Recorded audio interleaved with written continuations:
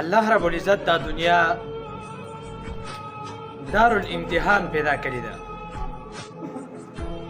بعضې خلک الله رب العزت په دې مخت ځمکه باندې غریبان پیدا کړي دي او بعضې الله رب العزت مالداره پیدا کړي دي.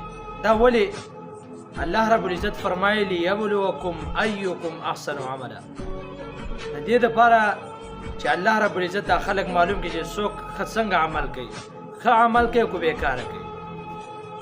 دې وجې نه دا خلک دا مختلف قسمه پیدا شوي دي. څوک چې غریب دی هغه محنت کوي د خپلې خېټې د مړېدو دپاره، سهار راوځي ماښامه پورې د شپې د 11 او د 12 پورې لګیا محنت کوي د دې دپاره چې صرف رزق پیدا کړي او رزق وګټي، خپله خېټه صرف مړه کړي، د دې دپاره لګي. او بعضې خلک مالداره محنت کوي، دومره ښه خوراکونه وکړي، بیا محنت کوي چې خپله خېټه کمه کړي.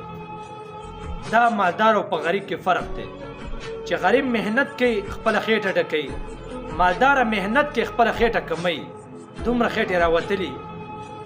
دا الله رب العزت دا خلک ولې داسې پیدا کړی دی لیبلوکم ایکم احسن عملا، چې کم یو کس ښه عمل کوي. ګوره دقه غریب دی، که دا غریب سحر د منځونو سره راوځي او د شپې د 11 پورې لګوي او دا په حرام کار کې لګوي، نو دنیا هم برباد ده، آخرت به هم برباد دي.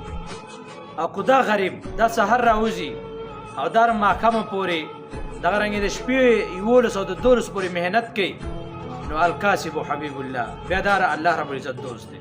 دقه رنګې مالدار هم دی، الله رب العزت په انعامات کړي دي، الله په احسانات کړي دي. که دا مالدار د الله شکریه ادا کړي نو الله رب العزت پر دا مال دوچن کی، الله رب العزت په تا ترفل کی، الله رب العزت مال نور هم ورکي.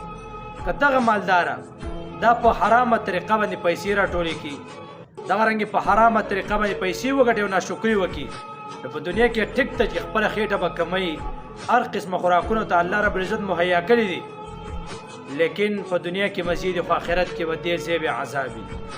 دې وجې نه ډېر خلک په مخته ځمکه باندې مالداره دي. نن سبا ډېر خلک په غلطه طریقه باندې پیسې ګټي ځان دپاره، د خپلو بچو دپاره. نو په دنیا کې ټیک ته چې مزې به یي، ښه خوراکونه به یي، عزت به یي، لیکن هغه لوی ورځ، هغه غټه ورځ چې بیا هغه ختمېدونکې زندګي نه ده، په هغه ورځ باندې به دا کس، دا خان، دا ملک، دا به الله رب العزت په نس باندې شرمنده او رذیل او رسوایي.